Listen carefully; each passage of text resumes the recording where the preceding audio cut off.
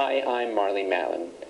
I'm thrilled to have the distinct honor of welcoming you to the 50th Biennial National Association of the Deaf NAD Conference in Philadelphia. This month, we celebrate many milestones, including the 130th anniversary of the NAD and the 20th anniversary of the ADA. You may know a few things about me, but I want to share an important fact that you probably won't find on Wikipedia or by doing a Google search. I am a proud member of the NAD. Okay, that's probably going to be on Wikipedia tomorrow. I'm also honored to receive the NAD Media Advocacy Award in recognition of my efforts to improve captioning access on the internet for all deaf and hard of hearing Americans. And I say my, but I actually mean our efforts, because I couldn't have done it without the support of so many individuals. Regardless, I cherish this recognition of my efforts, and let me restate that I will not feel satisfied until all media content on the internet is captioned.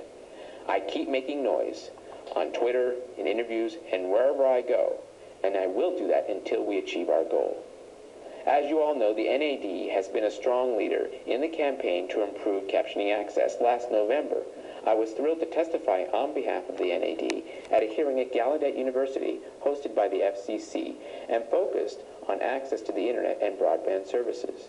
I also joined the NAD on Capitol Hill to advocate for passage of the 21st Century Communications and Video Accessibility Act, also known as H.R. 3101.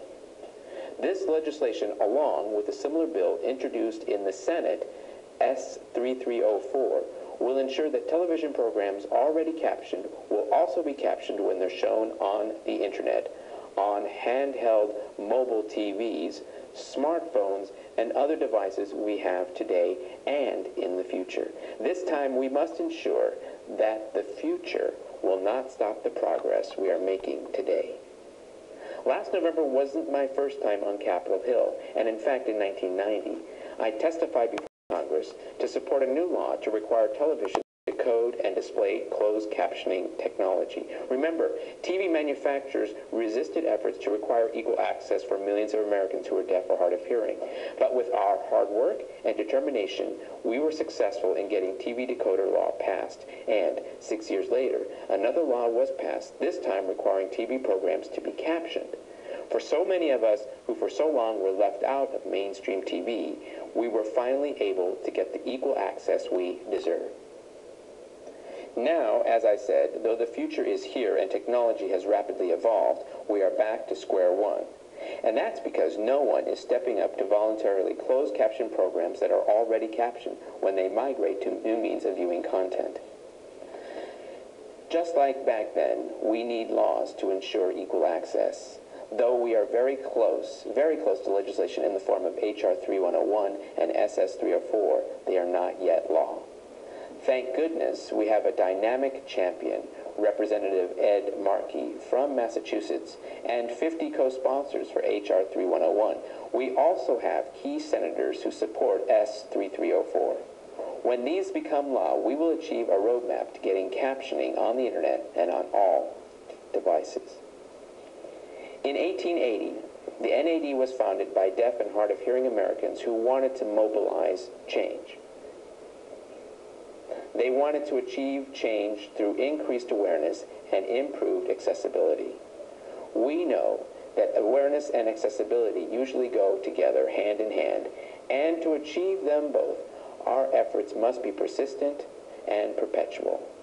That's why we have the NAD to thank for continuously advocating for our rights to equal access and opportunities.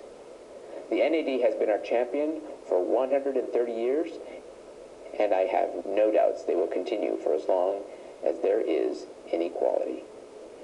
The 50th NAD Biennial Conference is cause for celebration. It is a statement of unity within our community. Every 2 years, we convene to provide support and recommit ourselves to the NAD so the NAD can continue its advocacy and work on our behalf. Doing this, we celebrate ourselves and our individual and collective accomplishments.